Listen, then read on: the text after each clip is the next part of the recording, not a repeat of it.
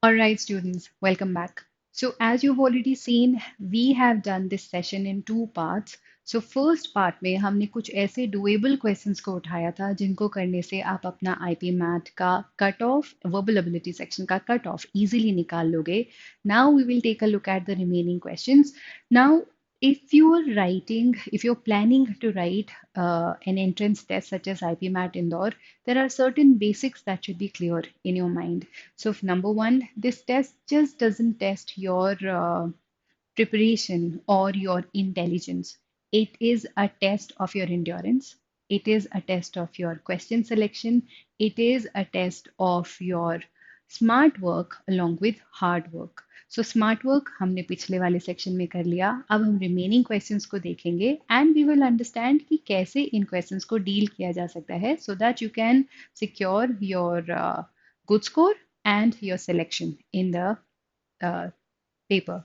So this is the first passage that appeared in IPMAT 2022 paper, a very interesting passage. Now, they generally pick such passages from very renowned newspapers, such as sometimes the Indian Express, the editorial section of the Indian Express, the Guardian, or even the Economic Times. So, in papers का even the Hindu का editorial section पढ़ना आपको बहुत beneficial हो सकता है. Now, reading, not just reading, reading with comprehension and vocabulary building. Always keep that in mind. Now, let's take a look at this passage. Now, strategy same रहेगी. आपने देखा कि passage पे deal करना है. आप फटाफट से questions पे गए. क्वेश्चंस का हम एलओडी डिसाइड करेंगे और ये डिसाइड करेंगे कि वो डायरेक्ट है, इनडायरेक्ट है या contextual vocabulary बेस्ड क्वेश्चन है. So this one is according to the passage, the interest in the difference between climacteric and non-climacteric fruit is in the. तो डायरेक्ट क्वेश्चन लग रहा है. The main point that the writer makes is that fruit bearing plants, and then there is a blank, so looks like a direct question. Paraphrased हो सकता है, words बदली हो सकते हैं, लेकिन आंसर हमें डायरेक्टली मिल सकता है इस क्वेश्चन का अगर हम कॉम्प्रिहेंड सही करेंगे. Consider the two findings. So there are two findings, and then the writer says finding one provides some evidence, finding two, one and two provide finding. Okay, so this looks a very detailed question, inference based question लग रहा है. Now let's C, long, थोड़ा डरावना question है. The study has been based on, okay, looks like a direct question. The origins of the distinguishing characteristics between the two types of fruits, climacteric and non-climacteric, are, well, looks like a direct question. The next one, which of the following option means arboreal and camouflage? Well, IPMAT Indore के RC based questions में vocabulary based questions जरूर आते हैं, so make sure आपका vocabulary strong है. Now let's go back to the passage and read it together. Well, I will only summarize the passage for you so that हम इसे समझ लें कि राइटर ने हमें बोला ही क्या है.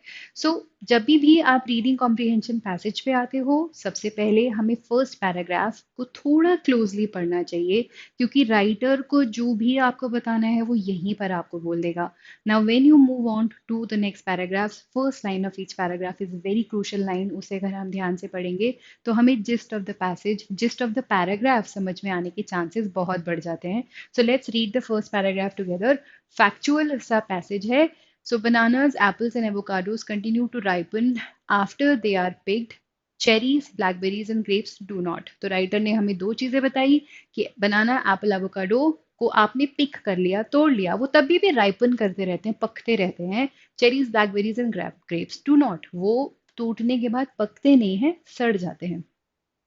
The difference between climacteric, the former पहले वाला, ये वाला, that means bananas, apples and avocados are climacteric fruits, and non-climacteric, the latter, that is cherries, blackberries and grapes को वो बोलेगा आगे जाकर non-climacteric fruit. तो इन दोनों के बीच का डिफरेंस जो है किसको मैटर करता है, कि जो फ्रूट ग्रोअर्स हैं और ग्रीन ग्रोसर्स हैं, और क्यों करता है, क्योंकि उनके वेयर टिप टॉप कंडीशन में होने चाहिए जब वो मार्केट प्लेस पे आएंगे.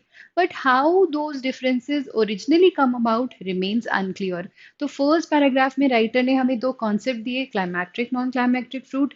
फिर उसने हमें बोला कि भाई इनके बीच का डिफरेंस, भाई मेरे लिए तो फ्रूट है, चाहे वो चेरी हो, चाहे वो बनाना हो, लेकिन कि वो क्लाइमैक्ट्रिक है कि नॉन क्लाइमैक्ट्रिक है, किसके लिए मैटर करता है?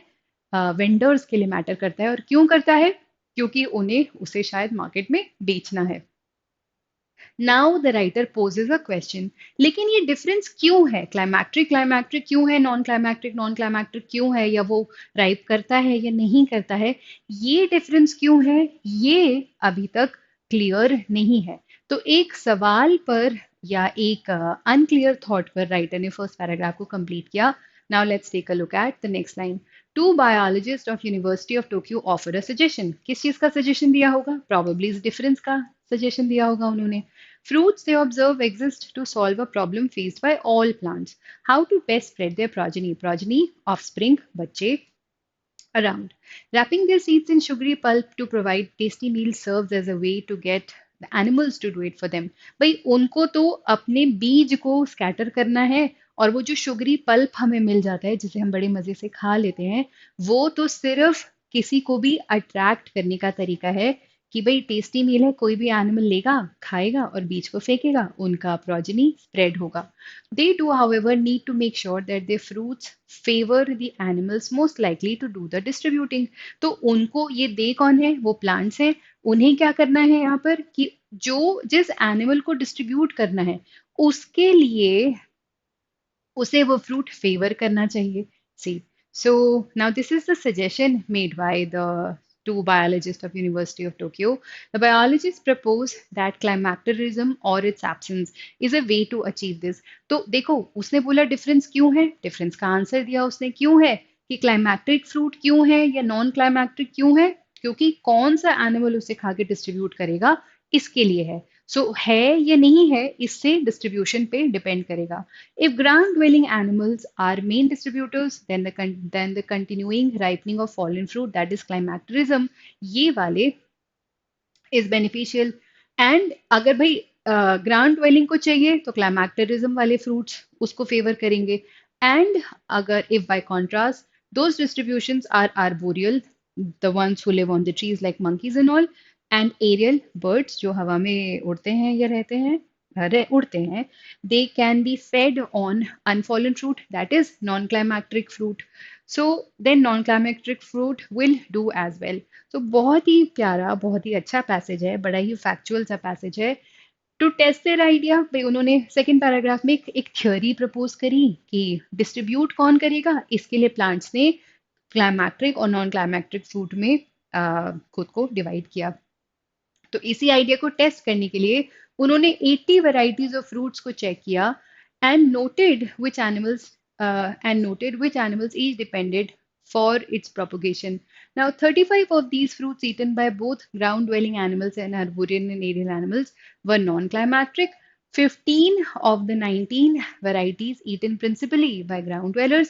तो 19 में से 15 तो ground dwellers ने खाया, और 21 of the 26 were arboreal, eaten by arboreal और एरियल एनिमल्स, ये नॉन क्लाइमैक्टिक थे। तो कुछ फैक्चुअल डेटा है, you really don't have to worry about it, अगर जरूरत होगी तो हम आके पढ़ लेंगे यहीं से वापस।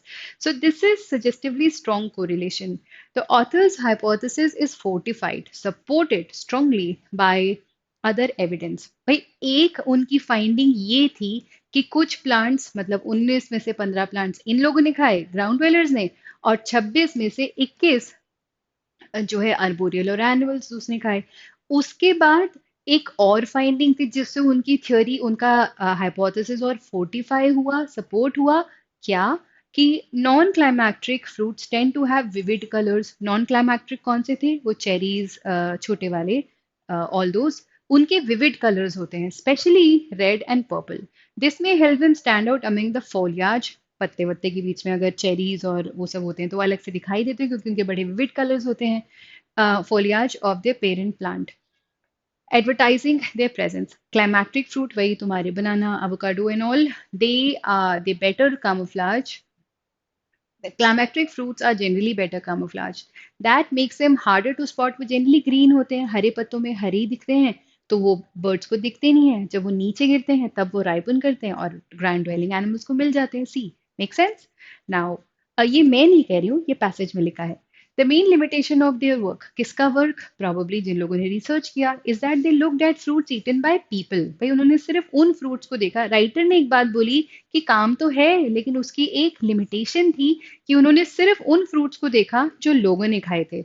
This has probably contaminated the sample. For thousands of years of selective breeding for traits that human beings find appealing may have blurred any of optimized signal optimized by natural selection. The next step should be to analyze the wild fruits. तो उसने बोला कि sample हमारा complete नहीं है, हमने सिर्फ उन फ्रूट्स को देख लिया जो ह्यूमन बींग्स खाते हैं, वाइल्ड एनिमल्स वाले फ्रूट्स को तो देखा नहीं, तो हमारी फाइंडिंग क्लियर नहीं है. So here, this is where the writer ends the passage. Now let's take a look at the first question. According to the passage, the interest in difference between climacteric and non-climacteric fruit.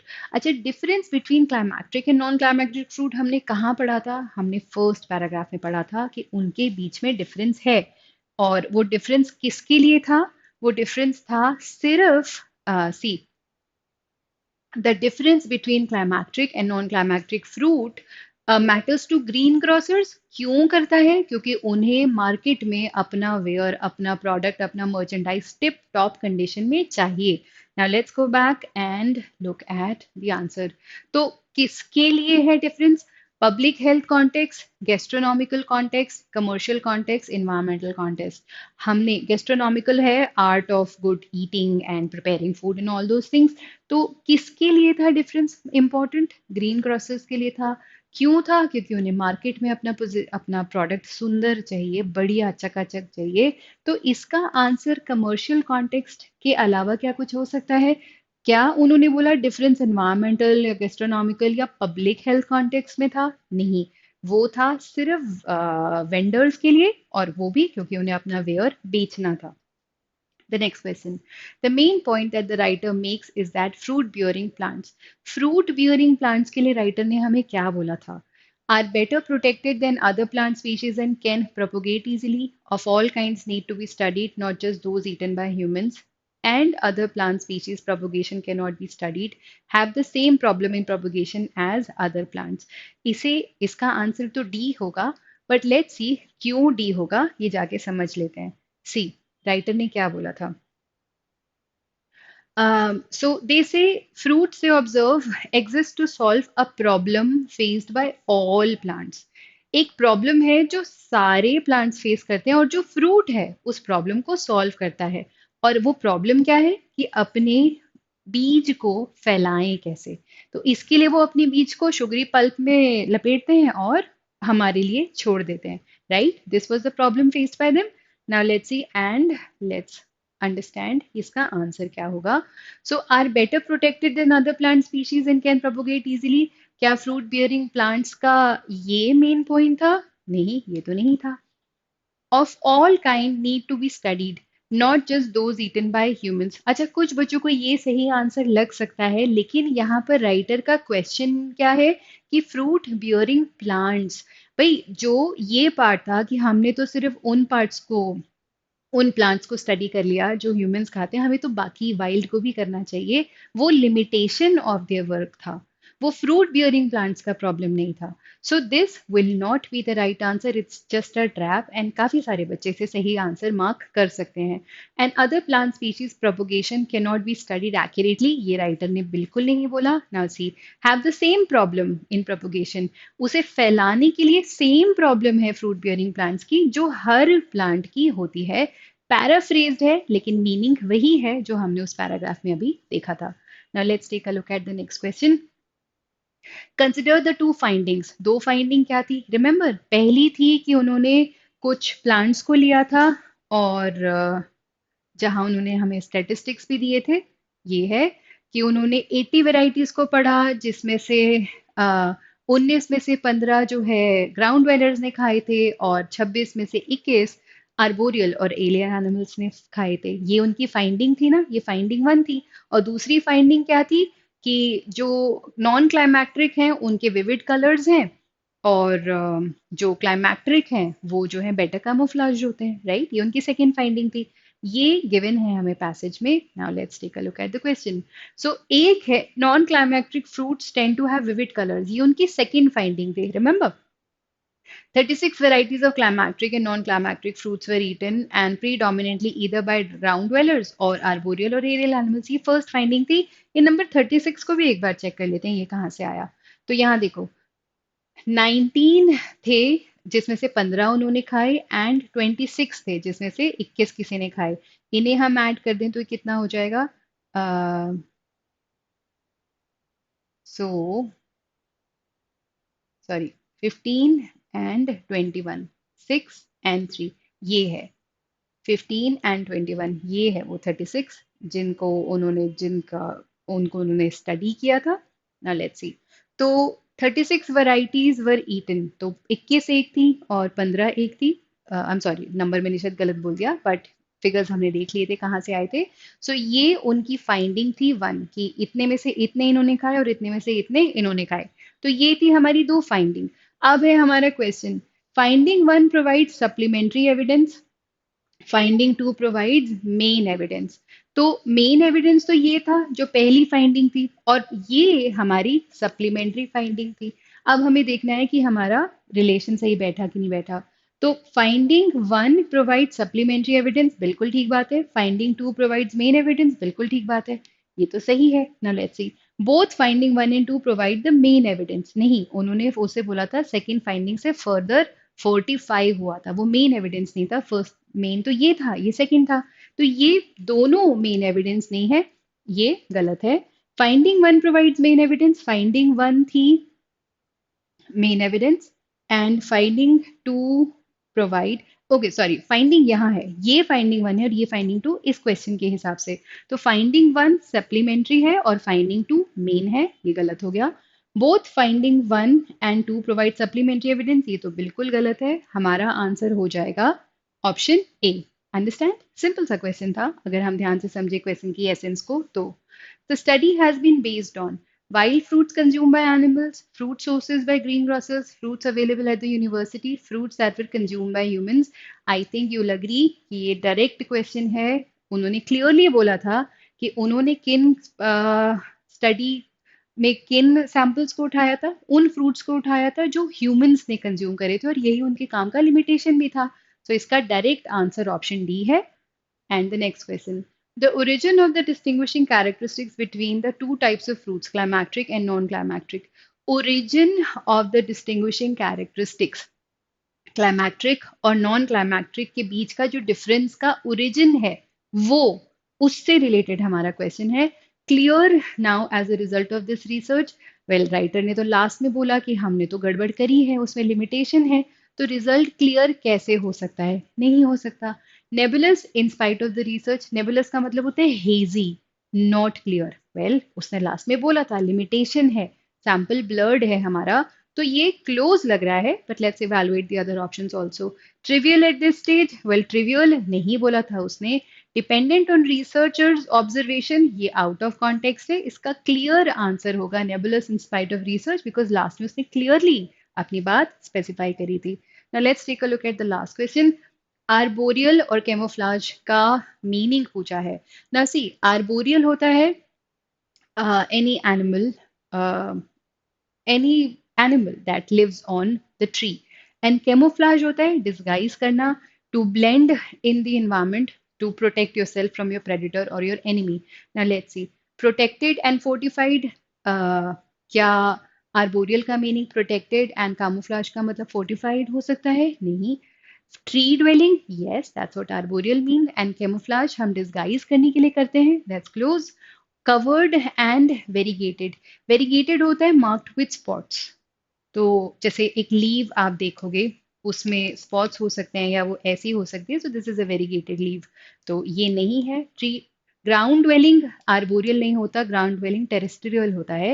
And hidden, well, definitely not the right answer. इसका clear answer B है, जिन लोगों को vocabulary जिनका strong है। Now let's take a look at the next question. But I hope ये चीज़ आप समझ पाए कि रीडिंग कॉम्प्रिहेंशन पैसेज को डील करने के लिए अगर हम सिर्फ स्ट्रैटेजी लगाएं तो ये एक डुएबल सेक्शन है जिसमें हम बहुत अच्छा स्कोर बना सकते हैं। Alright, now we come to some vocab based questions. इन क्वेश्चंस को करने की स्ट्रैटेजी बहुत सिंपल है।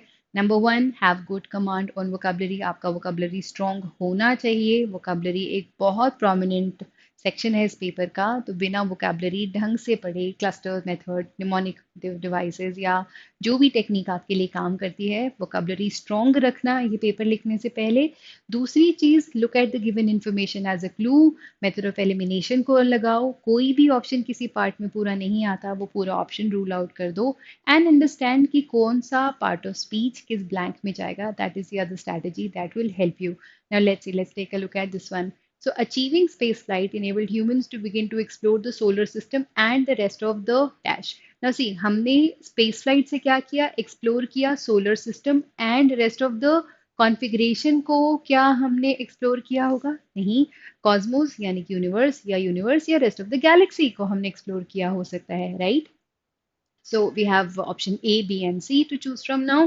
That so to understand many objects and ideologies that are better observed from a space perspective, भाई हमने ऑब्जेक्ट और आइडियोलॉजीज बिलीव्स को क्या ऑब्जर्व किया होगा? हो सकता है हमने कोई फिनोमेना दैट इज इवेंट का अकरेंस को किया होगा या किसी मटेरियल को ऑब्जर्व किया होगा, although materials not a very good word, material का प्लूरल जनरली मटेरियल ही होना चाहिए, but still it's not outright wrong, so let's put this on hold.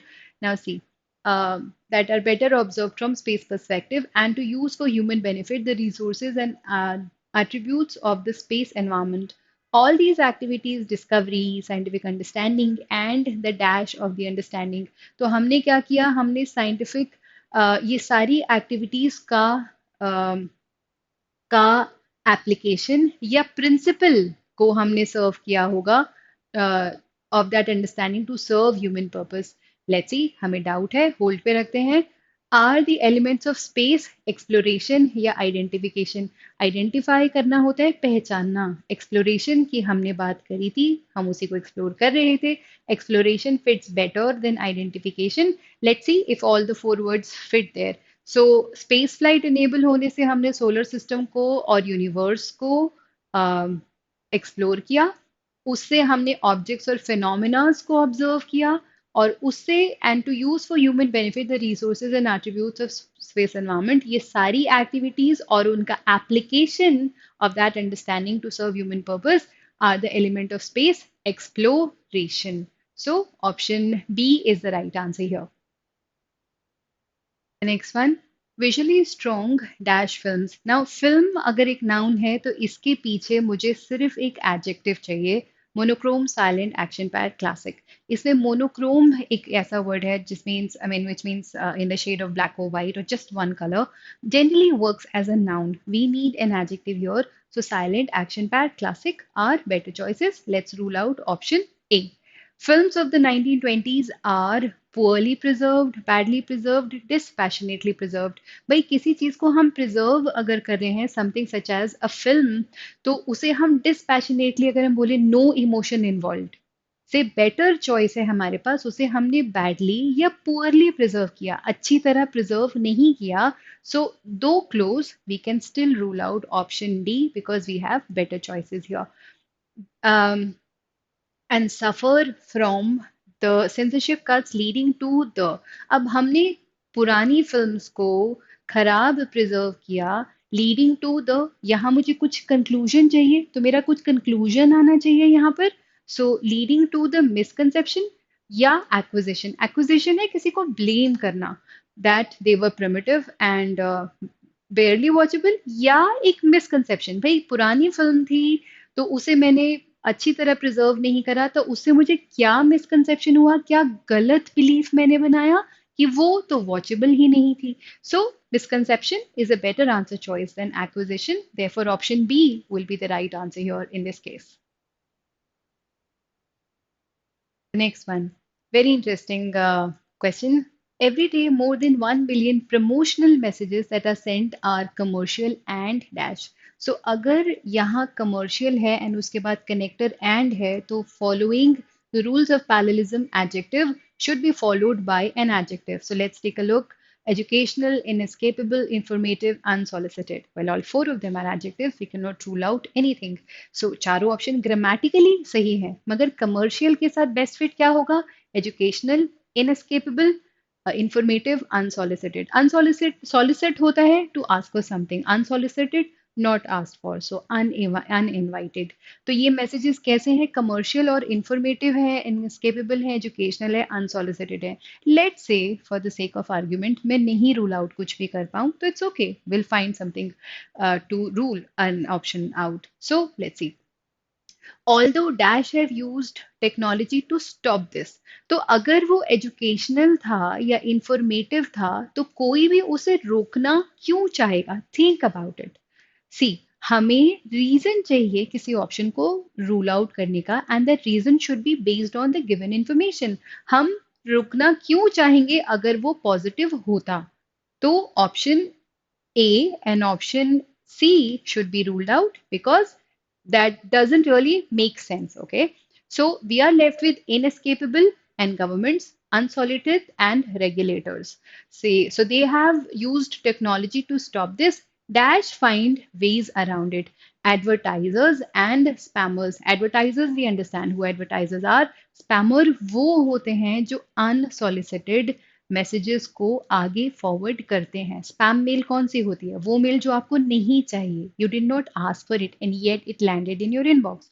So if you look at the structure, if your vocabulary is strong, you will realize that option B will be ruled out and option D is the right answer here. Okay, part number 32, the investigators have. We need the third form of the verb here, that he had leaked confidential dash information about the acquisition, thereby allowing associates to profit from the deal dash.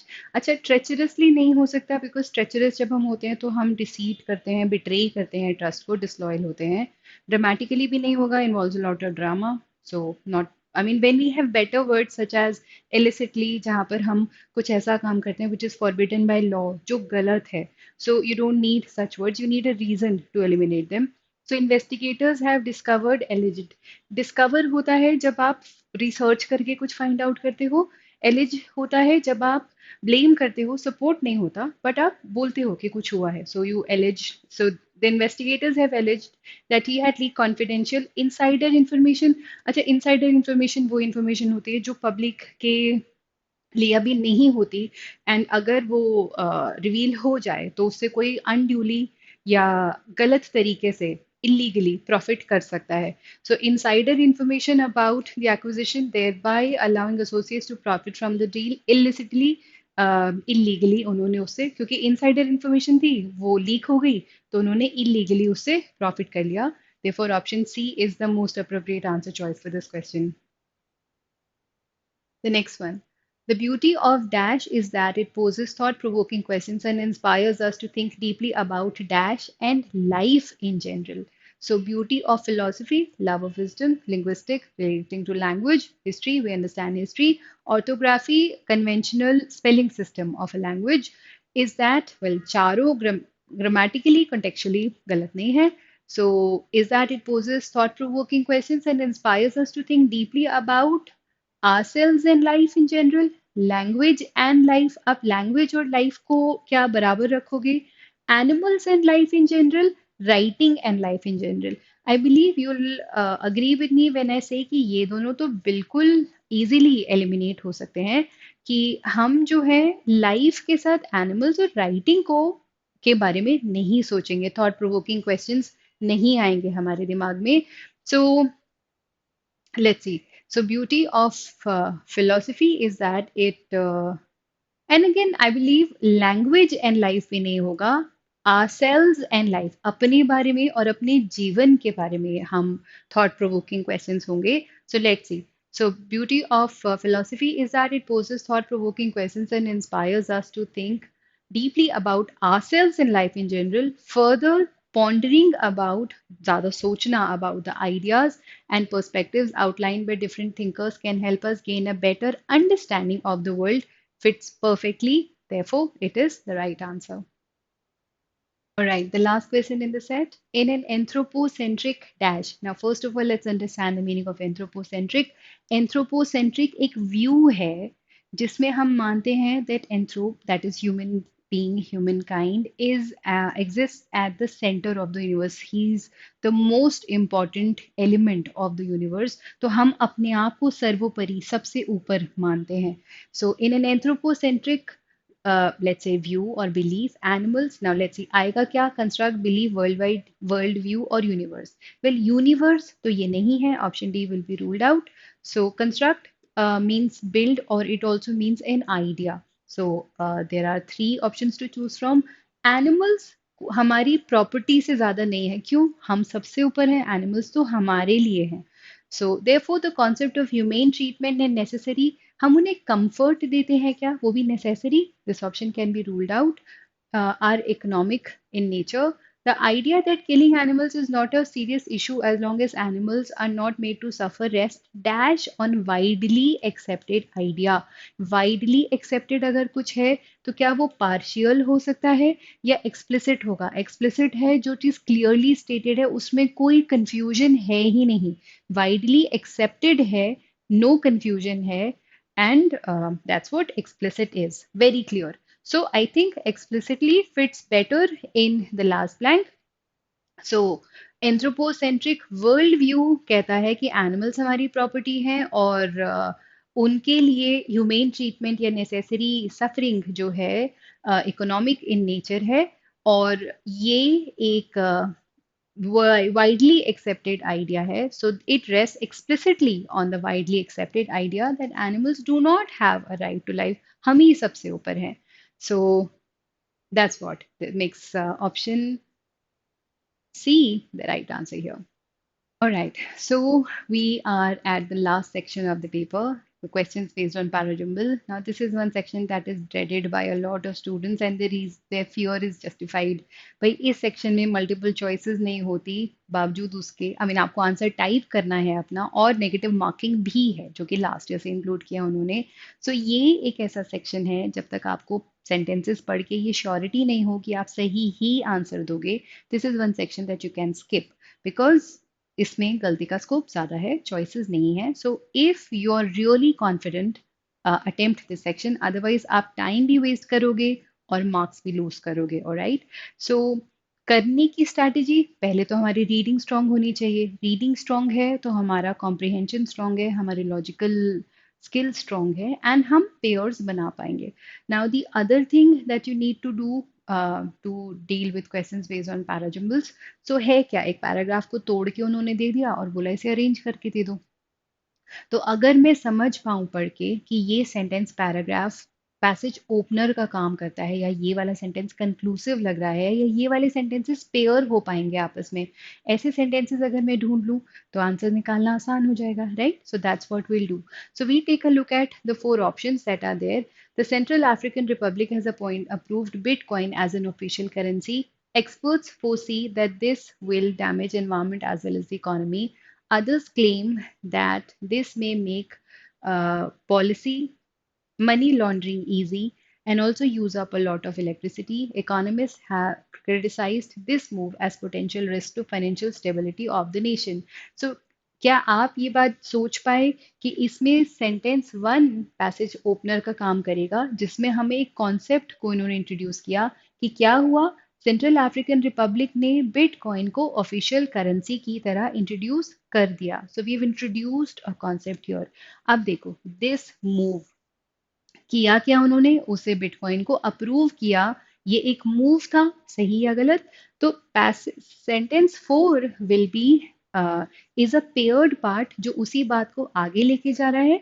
So economist criticized this move. कौन सा move, approving bitcoin as official currency, as potential risk to financial stability of the nation. अब इसके बाद हम रख सकते हैं sentence three. Economist ने क्रिटिसाइज करा और दूसरों ने क्या बोला, उन्होंने बोला इससे मनी लॉन्ड्रिंग इजी हो सकती है, और this will also use up a lot of electricity. And then probably we can put sentence 2 which says experts foresee that this will, अब अगर ये सब होगा तो उससे क्या होगा, हमारा एनवायरमेंट डैमेज हो जाएगा और हमारी इकोनॉमी भी डैमेज हो जाएगी. ये काफी कंक्लूसिव है, इसलिए ये सेंटेंस 2 का काम कर रहा है. All right, the next question. So, if you read the sentences carefully, you will realize that only sentence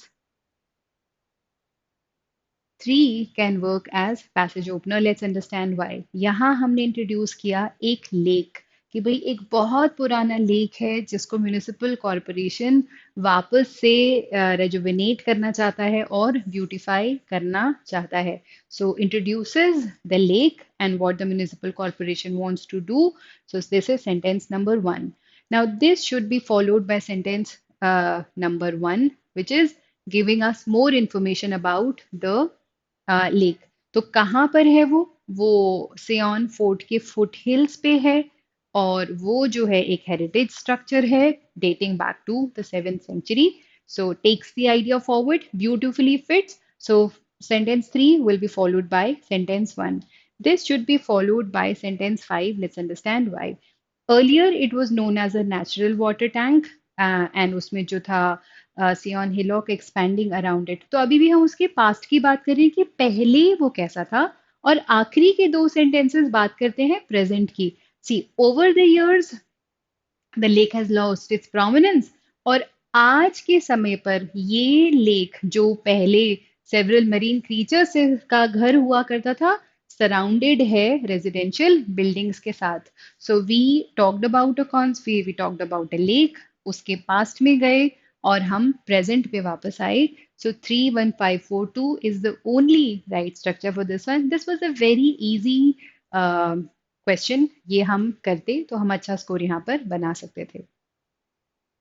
Let's take a look at the next question now. So if you read these sentences, you will realize that sentence 4 will be your passage opener. क्यों? क्योंकि हमने बोला June to सितंबर rain bearing system जो है life blood of the country होता है. हमने एक कॉन्सेप्ट को इंट्रोड्यूस किया कि life blood of the country's economy क्या है, जून टू सितंबर का rain bearing system. This will be followed by sentence number 3. क्यों हमने उसे क्यों बोला life blood of a country, उसका हमने रीजन दे दिया. Because half of the Indian population depends on farm derived income. तो क्योंकि वो फार्म डिराइव्ड इनकम पे डिपेंडेंट है, इसीलिए वो life blood of a country's economy है. This should be followed by sentence number 5. अब उन्होंने एक कॉन्सेप्ट इंट्रोड्यूस किया, फिर उन्होंने कुछ नेगेटिव बात हमें बताई, लेकिन unfortunately nearly 40% of India's net zone area does not have access to irrigation. हम यहाँ पर irrigation क्या है, पानी सप्लाई करना, उससे रिलेटेड कुछ प्रॉब्लम की बात कर रहे हैं. Now this will be followed by sentence 1. अ सब पार का मतलब होता है नॉर्मल से बिलो. अगर हमारा नॉर्मल से यूजुअल या नॉर्मल से नीचे अगर परफॉर्मेंस है तो वो सब पार होगा. A subpar monsoon cut farm yield cuts farm yield. देखो हमने बोला कि 40% को इरिगेशन की फैसिलिटी नहीं है, और उसी बात को सब्सटैंशिएट किया, उसी बात को इलेबोरेट करा नेक्स्ट स्टेटमेंट में, जहां हमने बोला कि अगर सब पार मॉनसून होता है तो फार्म यील्ड और उसका आउटपुट और फार्म की इनकम सब कुछ कम हो जाती है, कट डाउन हो जाती है, और उससे कंट्री की डिपेंडेंस इंपोर्ट पे बढ़ जाती है. And this should be followed by sentence number 2. अब राइटर ने एक सोल्यूशन दे दिया. A robust monsoon will help put a lid on food inflation by increasing domestic output of variety of goods and commodities. So that is our structure here. Next one. So if you read the sentences carefully, you will realize that only sentence 4 will work as a passage opener. हमने बात करी Japanese artisans. They have been making ceramics known as yakimono since prehistoric times. तो हमने एक concept की बात करी कि भाई जो जापानीज आर्टिजन्स हैं वो सिरेमिक्स बना रहे हैं जिनका नाम क्या है, याकीमोनो. बहुत समय से बना रहे हैं, प्री हिस्टोरिक टाइम से बना रहे हैं. Now the popularity of these creations, this should be followed by sentence 1 कि ये वाली creations की जो popularity है वो it grew along with that of tea ceremony in the 16th century. Now this will be followed by sentence number 3. Let's understand why. तो modern shops in the touristy spots display thousands of them. क्या ये वाले सारे ceramic pots, both handcrafted and factory made. This now 3 and 2 are paired parts. भाई जो touristy spots में जो shops हैं वहां पर तो बहुत सारे हैं. हाउएवर जो savvy टूरिस्ट हैं उन्हें बेस्ट बार्गेन कहाँ मिल जाता है, टोक्यो के किचन टाउन में मिल जाता है. Again an easy parajumble to deal with. Alright, the last question. So this one is an easy one because इसमें हमें pairs बहुत आसान से मिल जाएंगे. So if you read all the five sentences, you will realize that 5 and 4 are paired parts. Let's understand why. So human eyes जो है perform करती हैं jiggle. Jiggle होता है जो आंखों का quick movement होता है ना, up, down, right, left. वो often called saccades is the same thing in response to change in the field of vision. और ये वो कैसे करते हैं? They quickly scan the surrounding and send the data to the brain. तो quickly scan करते हैं और brain को data भेज देते हैं. Now you will see that sentence number 3, 2, and 1 are again, they will come one after the other. Let's understand why. तो अब हमने बोला जो youthful eyes होती हैं वो regularly jiggle करती हैं, लेकिन जैसे ही ये इंसान एज करता है ये प्रोसेस स्लो हो जाता है. एंड उसका मतलब क्या है? The brain receives less input over the course of a day. So this one was a very easy parajumble based question. So इस तरह के क्वेश्चंस को तो हमें ज़रूर अटेम्प्ट कर लेना चाहिए. एक रीडिंग करने से ही हमें स्ट्रक्चर दिमाग में बन जाता है एंड हम एक अच्छा स्कोर की उम्मीद यहाँ से कर सकते हैं.